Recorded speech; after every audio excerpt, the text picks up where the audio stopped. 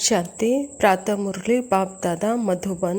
मीठे बच्चे, शरीर निर्वाह अर्थ कर्म करते हुए बेहद की उन्नति करो।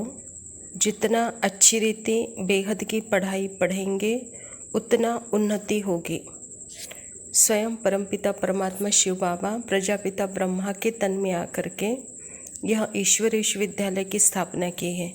और परमात्मा पिता कहता है कि बच्चे, शरीर निर्वाह अर्थ कर्म करते हुए भी सदा अपने बेहद के उन्नति का प्लान बनाओ।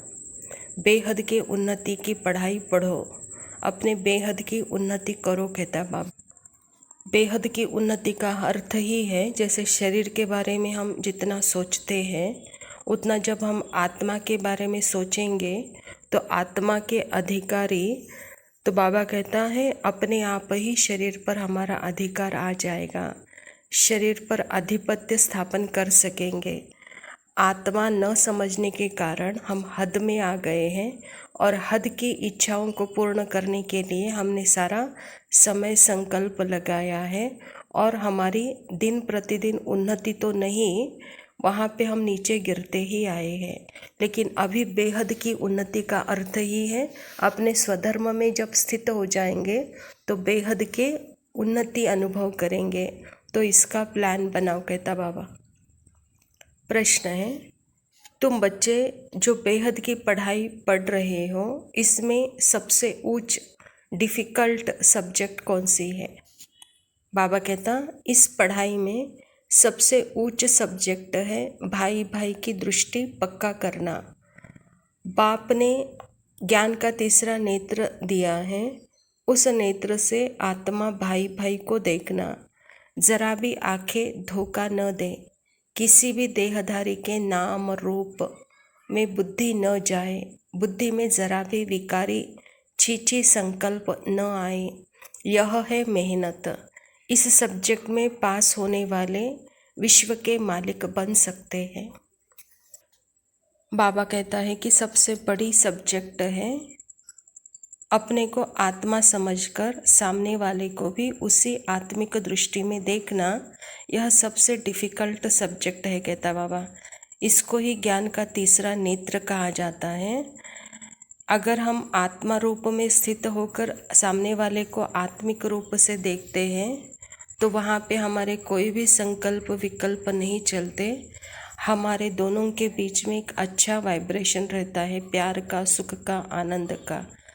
और उसी वक्त समझो हम आत्मा को छोड़ करके हम देहाभिमान में आते हैं तो हम धर्म, जाति, रूप, रंग या उसने मुझे कुछ कहा या मैंने उसको कुछ कहा, जो पिछला हमारा हिसाब किताब है, जो पिछली हमारी यादें हैं, वह सारी यादें हमको उसी वक्त ताज़ी होती है। तो इसलिए बाबा कहता है कि बच्चे, यह विकारी संकल्प विकल्प से मुक्त होने का बहुत बड़ा मेहनत है, कहता बाबा।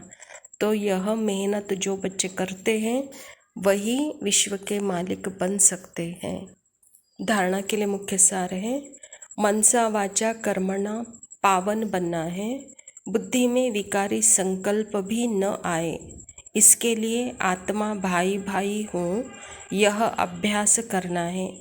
किसी के नाम रूप में नहीं फंसना है।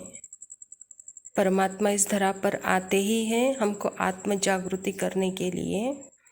तो बाबा कहता है सदा मन वचन कर्म में पवित्रता अर्थात ही अपने आत्मिक स्मृति में स्थित होने वाले को ही पवित्रता, पावनता कहा जाता है। वहाँ पे हमारे बुद्धि को, मन को विकारी संकल्प भी टच न करे, कहता है बाबा। इतनी हमारी आत्मा भाई भाई का अभ्यास पक्का होना चाहिए। किसी के नाम रूप में हमको नहीं फंसना है। दूसरा पॉइंट है, जैसे बाप फरमान बरदार हैं, बच्चों को सुधार कर बाप साथ ले जाते हैं, ऐसे फरमान बरदार रहना है। कभी भी फारगती या डाइवर्स नहीं देना है। परमात्मा पिता के साथ हमको सच्ची वफादारी निभानी है और परमात्मा के साथ जो सच्ची वफादारी निभाते हैं वह सुधर जाते हैं और परमात्मा को कभी भी डाइवोर्स या फारगती देने का संकल्प भी हमको नहीं आना चाहिए। वरदान है, सदा हल्के बन बाप के नयनों में समाने वाले सहज योगी भव। बाबा कहता, संगम युग पर जो खुशियाँ की खान मिलती है वह और किसी युग में नहीं मिल सकती। इस समय बाप और बच्चों का मिलन है, वर्षा है, वरदान। वर्षा अथवा वरदान दोनों में मेहनत नहीं होती, इसीलिए अपना टाइटल ही है सहज योगी। बाप दादा बच्चों की मेहनत देख नहीं सकते। कहते हैं, बच्चे अपने सब बोझ बाप को देकर खुद हल्के हो जाओ। इतने हल्के हो जाओ जो बाप अपने नैनों पर बिठाकर साथ ले जाए। बाप से स्नेह की निशानी है सदा हल्का बन बाप के नैनों में समा जाना। परमात्मा का आना, परमात्मा को पहचानना, यानी उसके वर्षे के अधिकारी बनना, उसके वरदान के अधिकारी बनना। परमात्मा का मिलना अर्थात ही खुशियों की खान मिली। तो बाबा कहता, जिनको परमात्मा मिला, खुशियों की खान मिली, उनके ऊपर कोई बोझ नहीं है, वह मेहनत से मुक्त है।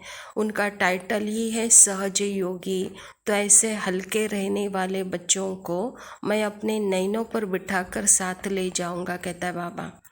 तो यहाँ पे अभी प्रैक्टिकल में हमको इतना हल्कापन, कोई बोझ नहीं है। बस परमात्मा के वरदान से, परमात्मा के वर्षे से हम पल रहे हैं। इतने हल्के हो कर के हमको रहना है कि जो बाबा अपने नैनों में हमको समा।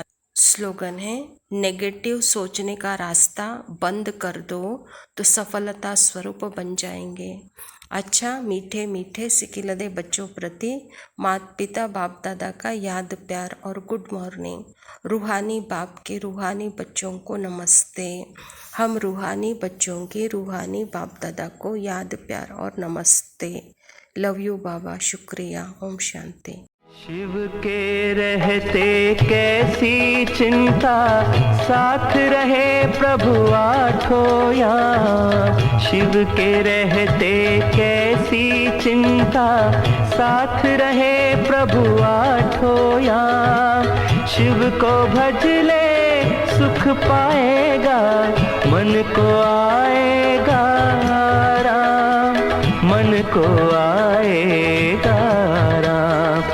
सुबह सुबह ले शिव का नाम, शिव आएंगे तेरे काम। सुबह सुबह ले शिव का नाम, कर ले बंदे ये शुभ काम। ओम नमः शिवाय, ओम नमः शिवाय।